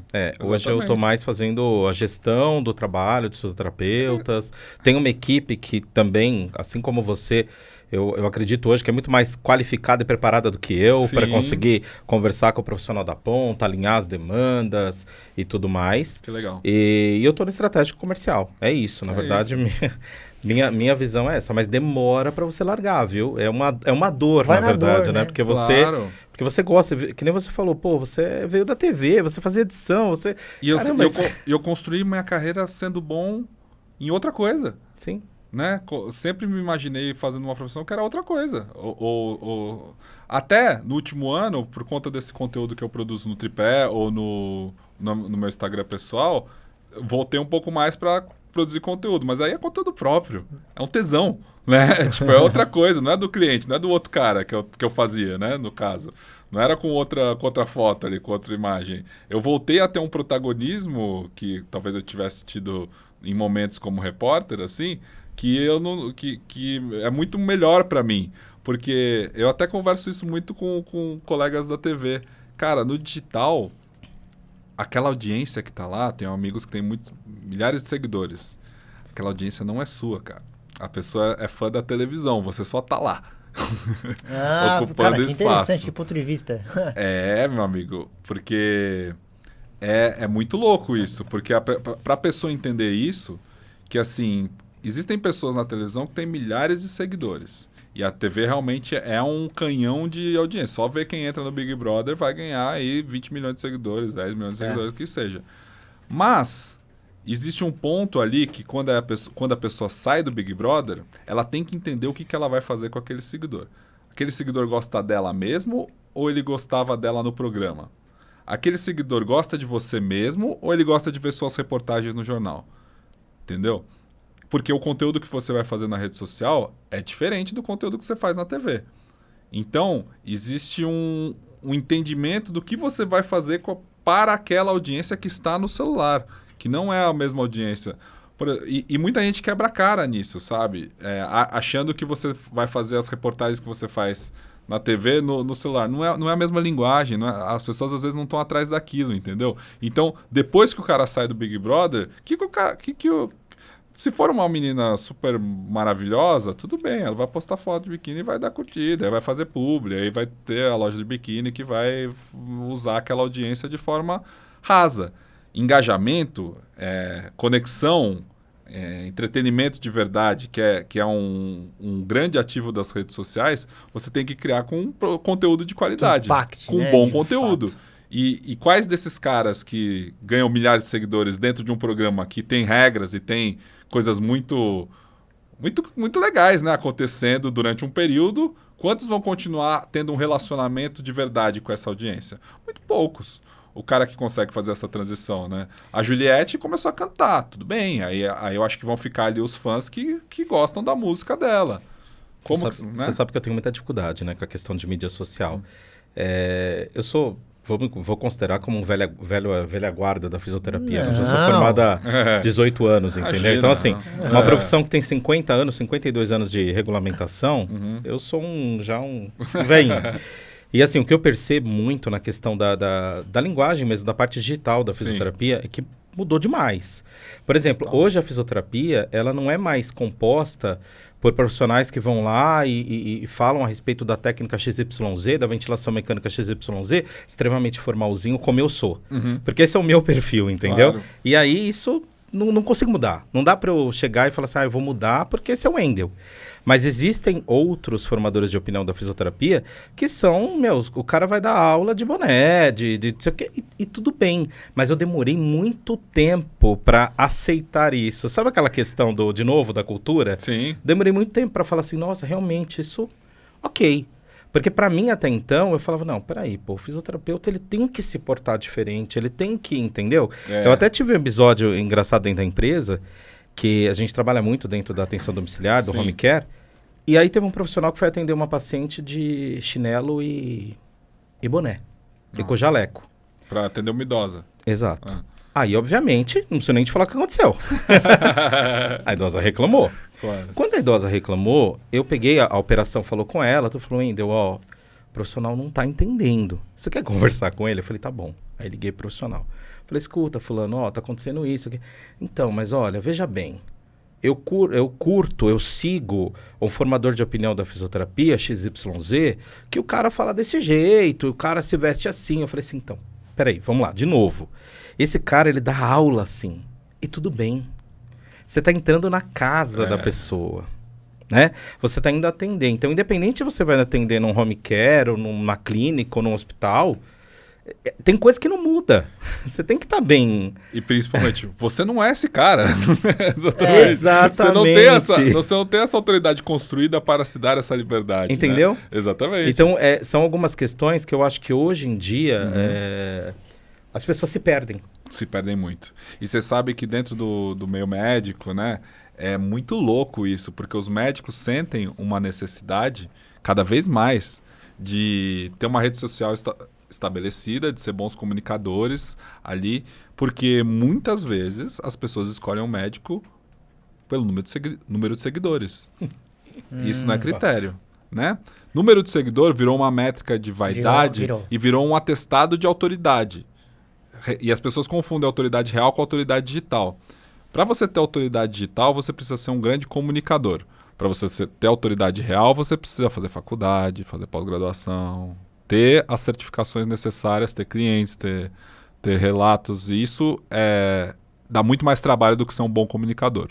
No futuro, todo mundo vai ser um bom comunicador. Abrir o Stories e fazer esses Stories aqui como você fez, isso para o jovem vai ser batata. Ninguém vai ser chamado de blogueirinho porque todo mundo vai ser blogueirinho. É isso. Porque essa é uma habilidade que vai passar. Igual antigamente as pessoas faziam curso de datilografia, hoje em dia todo mundo digita. Qualquer coisa, muito rápido, assim. E digita num teclado que ele ou nem digita, virtual, né? Faz só aquela... Ou nem digita. A habilidade de falar, a habilidade de se comunicar, a habilidade de se expressar numa câmera, de produzir conteúdo, isso vai ser padrão, commodity. Você vai riscar, assim, né? Todo mundo vai ter... mais do que o inglês, sabe? Tipo, hoje, porque o inglês, né, sempre foi uma grande barreira do mercado de trabalho. A comunicação, ele é a habilidade principal de tudo e vai ser super comum. Então, ela não vai nem ser considerada. Então, é isso. Os médicos que não trabalharam essa parte de comunicação, hoje correm atrás de ter uma autoridade digital, porque ele já construiu a autoridade pessoal. Real, né? E real. E aí, o cara vai comprar seguidor, vai fazer essas bobagens que fazem, assim, porque um restaurante, por exemplo, você vai escolher um restaurante para ir com a sua esposa, o cheio. E aí você... Não, O que tem seguidor e aí você ali, vai né? no Instagram do restaurante, você vai no que tem fotos maravilhosas, tem gente fazendo stories e o macarrão pega fogo e tem lá um momento instagramável e tem a calda de chocolate que derrete e vem o sorvete. Você vai nesse restaurante ou você vai num que nem tem Instagram e tipo, mal tá no Google e você não acha e o tiozinho da esquina recomendou. Afinal das contas, os comércios também estão entendendo que é necessário você ter uma rede estabelecida, entendeu? Não, você imagina, esse exemplo que você colocou é excelente. Você vai no restaurante, não, procurando aqui para comer. Deixa eu olhar no Insta aqui. Nossa, não tem nem Insta. Você fala, cara, então vamos arriscar outro? Estranho. A pandemia botou todo mundo, né? Botou todo mundo no Insta e no delivery. Mas... mesmo dentro desse, você vai no que tem mais seguidores, mais curtidas, numa comunicação legal, você vai no que tem menos. Hamburgueria, né? Hamburgueria que faz um storytelling legal, você vai no que investe em vídeo, investe em uma comunicação disruptiva, ou você vai numa que, tipo, putz, você nem consegue saber. Tem, claro, a que você gosta do bairro, mas o do bairro da sua infância vai ficar restrito ao bairro. Para conseguir novos clientes, novos seguidores, ele precisa estar no digital. No digital. E esse negócio do momento instagramável, cara, é para tudo. É para tudo, assim. O restaurante que não pensa no seu momento instagramável, pelo menos um prato do cardápio, que seja tipo uma coisa... Um evento, né? O salzinho na carne lá do cara lá de Dubai. Aquele negócio de cortar ali e mostrar e dar na boca do cliente. Cara, tá bilionário porque criou um momento instagramável. O negócio do fogo pegando no macarrão com queijo. É verdade, essas as pessoas coisas. querem ver que você foi lá porque ele postou... As pessoas querem ver que você foi lá, exatamente. Isso se replica. Shopping centers, né? Tem um lugar lá para você tirar uma foto debaixo de um arco. Tem pontos turísticos, né? Tipo, quem não viu já aquele meme que é tipo uma mulher maravilhosa num penhasco balançando num balanço, assim, em câmera lenta. Aí você vai ver no Instagram, tá a mulher balançando no balanço sozinha. Aí você vai ver por trás da foto, tem tipo uma fila com 500 pessoas para balançar no balanço e fazer o stories ali, né? Então, tipo, é isso, mas são conteúdos instagramáveis. Tá cheia aquela fila, né? As pessoas buscam esses lugares, assim. Isso aí seria o topo do funil, porque você isso tá é um topo atraindo. de funil. Reter seria a qualidade do restaurante, né? A Isso. qualidade da comida, porque você vai lá, posta fotinho do cara e você come a carne e você... É só a imagem. Aí você não retém, porque não volta. Isso, exatamente. Mas foi. Não, foi. E postou. Exato, E postou. exato, e postou. E vocês sabem que isso muda indústrias no mundo real. Mudou, o turismo mudou depois do Instagram, né? Todo o turismo mundial mudou totalmente depois do Instagram, porque assim, não é só o hotel, é a piscina com borda infinita, né? Por quê? Porque as pessoas gostam de tirar foto em piscina de borda infinita. A borda infinita ela serve para foto, porque como piscina ela não muda nada na sua vida. Né? Exatamente. A piscina na varanda do hotel, assim, com transparência, né? Aquela coisa. É muito louco essa questão dos resort. padrões, né? Os padrões vão mudando. Muito louco isso. Não é ir no lugar, é deixar as pessoas saberem que você foi no lugar. É que nem eu trouxe a questão desse profissional, agora eu vou trazer para minha vida pessoal e na questão quando você foi VJ, né? Não foi VJ, foi estagiário. Foi estagiário. Meu sonho era Era o sonho, era o sonho. Meu sonho não realizado. Você já até dirigiu. Então você foi mais do que isso. Então assim, o que acontece? Eu sempre fui fã, até hoje, de clássicos do rock e de heavy metal. De algumas bandas nesse estilo. Nesse nicho. Exato. Mas eu nunca deixei o cabelo crescer. Eu nunca fiz tatuagem. E assim, os meus ídolos, eles se vestiam assim na época. Sim. Mas eu tava fora disso. Até porque uma vez eu tentei. E aí meu cabelo ficou parecendo Chitãozinho Chororó de carreira. Só que aquele negocinho ali... eu falei, não dá. Não tenho a menor condição. Eu não tenho talento para isso. Mas mesmo se eu tivesse tentado de novo aquilo, eu não ia permanecer. Porque eu tenho a questão da assim, putz, é legal, mas para ele. talvez para mim não funcione tão bem. Eu sempre tive isso e tudo bem assim. Sim, exatamente. Agora o que eu percebo hoje é que as pessoas têm muito essa questão. No nosso universo, por exemplo, trazendo para a questão da saúde e da fisioterapia, tem muito influencer da fisioterapia que começa a bater em cima de preço que se recebe, preço que a operadora paga, que é um absurdo o profissional receber. Só que assim, você sabe como funciona a cadeia? Você sabe como acontece todo o centro de regulação, desde a Agência Nacional de Saúde Suplementar, descendo toda a cadeia para chegar no valor que você recebe? Claro. As pessoas não sabem, mas elas querem falar que é aquilo que você falou no começo do episódio, né? As pessoas querem falar que é ser formador de opinião em cima do que não conhece. Claro. E o número de blogueiras que E as pessoas dão, vêm atrás. que dão treinos e dão dicas de saúde que não são profissionais de educação física, né? Que não tem nenhuma... Lembra dessa treta dos conselhos, né? O conselho de medicina não deixa você fazer qualquer coisa no Instagram porque você tá dando dica sem ser médico. O Conselho Regional de Educadores Físicos vai em cima das blogueiras porque você não pode sair dando orientação de atividade física ou vendendo curso de atividade física sem ter uma certificação, né? Essa formação na área. real, né? Exatamente, essa parte da autoridade real. Opa, tá ótimo. Obrigado. Perfeito. Então é isso que tá acontecendo, né? De uma maneira... Demais. Esse era uma pauta... E preocupa. Preocupa. Demais. Eu vejo... Ainda mais falando de área de saúde, né? Preocupa porque ninguém vai lá atrás, ainda mais num país com um déficit educacional enorme. Ninguém vai na fonte, ninguém procura entender. Você sabe que já teve situações, porque eu trabalho dentro do home care para operadora de saúde.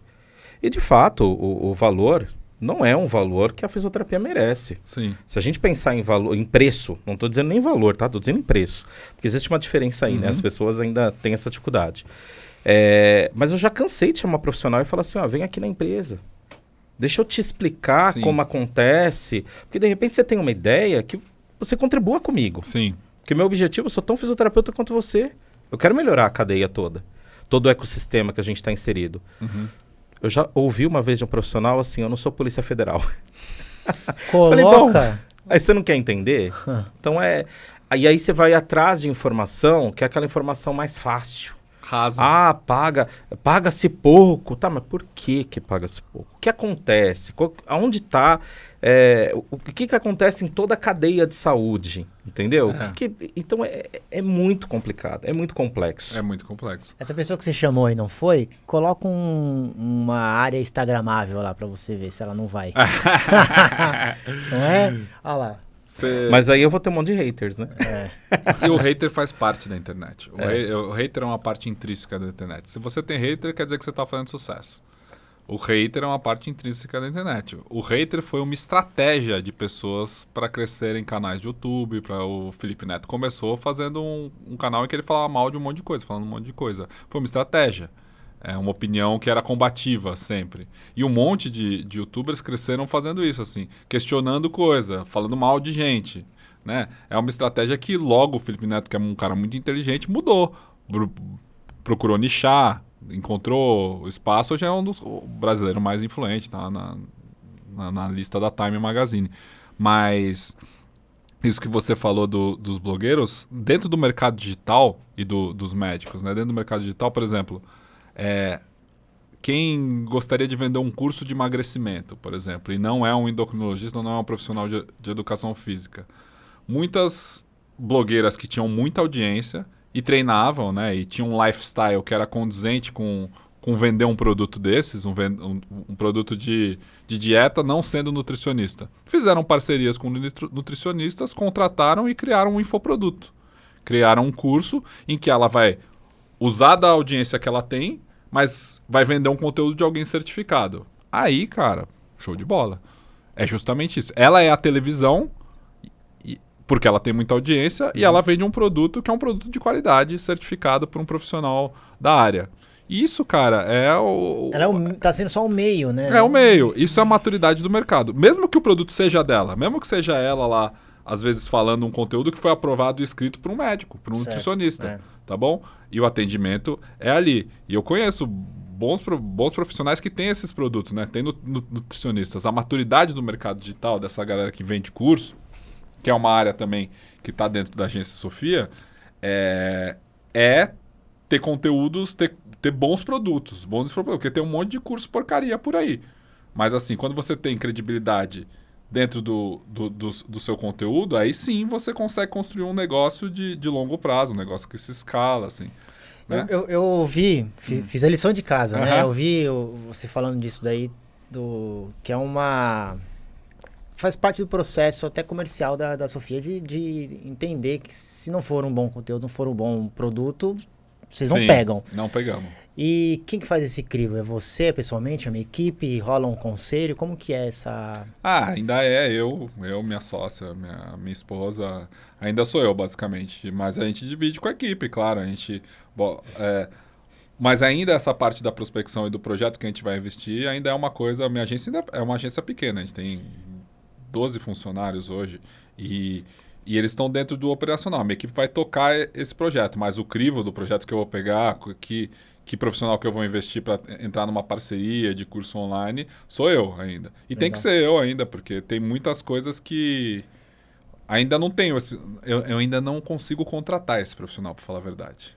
Não é modéstia à parte, mas tipo, um profissional que tem a visão que hoje eu tenho do mercado, ele não é contratável. Ele não está disponível para mim. Mas que possa fazer essa avaliação, sim, entendeu? Mas eu acho que é uma boa escolha fazer isso, é uma excelente escolha, porque assim, você já saiu da parte administrativa justamente para você ter mais esse tempo.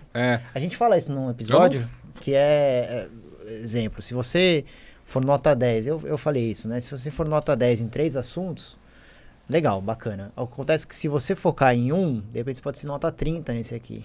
E aí você vai ter mais resultado, vai ser melhor. E pega um outro que seja nota 20. Total. Então é delegar. É diferente do dono, né, do chefe e do líder, né? É muito que a gente falou disso. Essa relação do especialista, do cara que vai ser a cara da rede social com a agência, ela às vezes gera muito atrito, assim. Ainda mais num produto, porque a gente vai construir um produto dentro de uma audiência, de uma rede que é do cara. E muitas vezes ele se sente muito mais dono daquilo do que ele realmente é. Muitas vezes ele não entende o trabalho que dá construir essa audiência, construir esse funil de forma estratégica, de forma que funciona, de forma que seja escalável para vender um produto. Mesmo que o produto tenha a cara dele e seja com a audiência dele, entendeu? Escalável. Né? Escalável. O trabalho da agência, ele é fundamental. Ou você é muito bom e você constrói dentro da sua equipe uma estrutura de agência para fazer sozinho, ou você vai atrás de terceirizar e hoje os acordos, as parcerias que a gente faz é dentro disso. Então, tudo tem que estar muito certo no contrato, porque chega um momento em que dá atrito. Chega um momento em que o especialista não vai querer fazer uma coisa que eu sei que é a estratégia que eu vou pedir. Então, e chega um momento de ciúme também. Pô, mas é o meu produto, é o meu conhecimento. Eles só estão vendendo o curso. Isso eu acho que eu poderia fazer sozinho. Vai lá fazer sozinho. Sabe? Então, isso dá problema. O que eu mais vejo no mercado aí é gente rompendo parceria, gente, enfim... Ego, né? Um pouco de ego. É ego pra caramba. É que o óbvio tem que ser dito. O óbvio tem que ser escrito no contrato.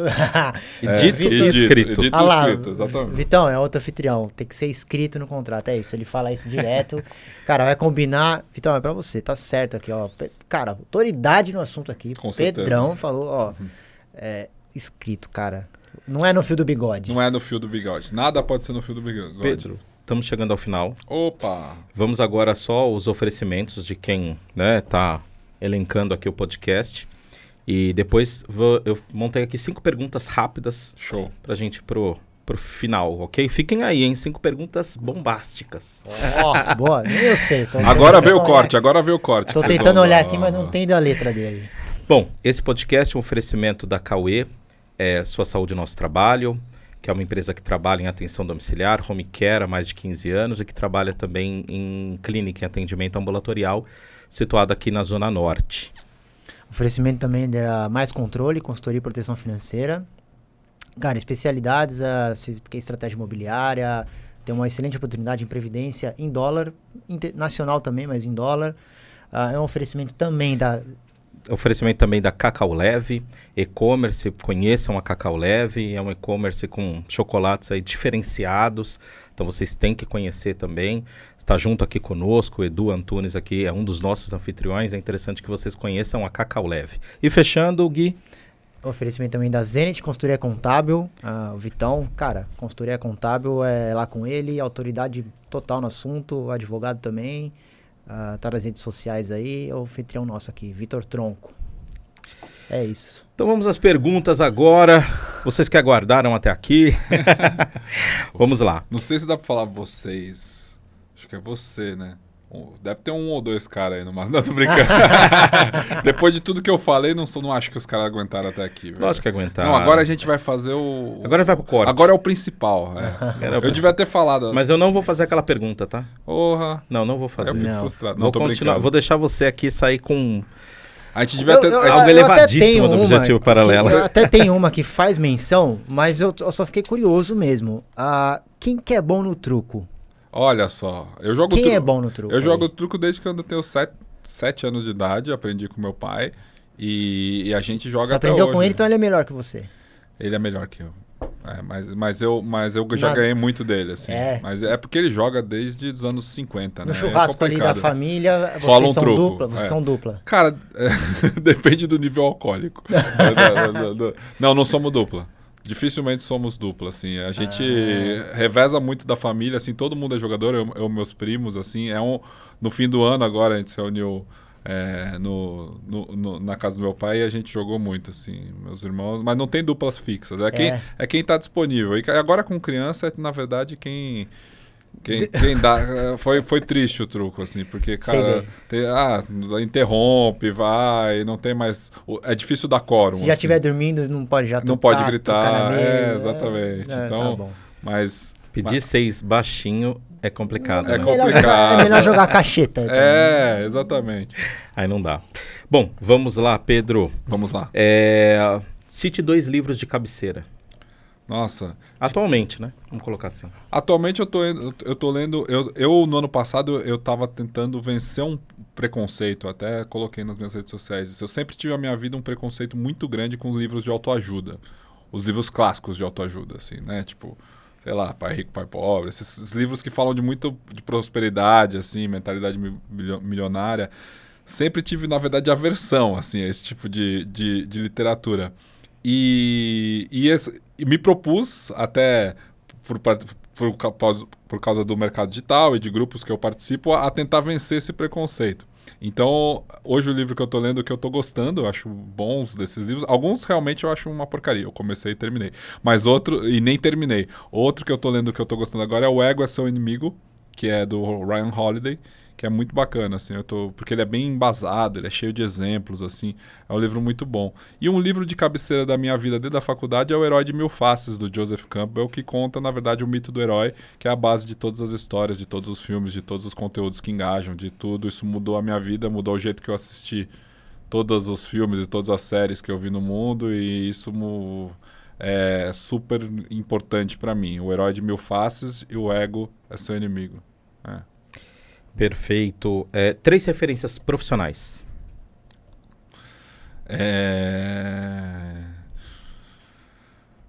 Profissionais de várias áreas, então.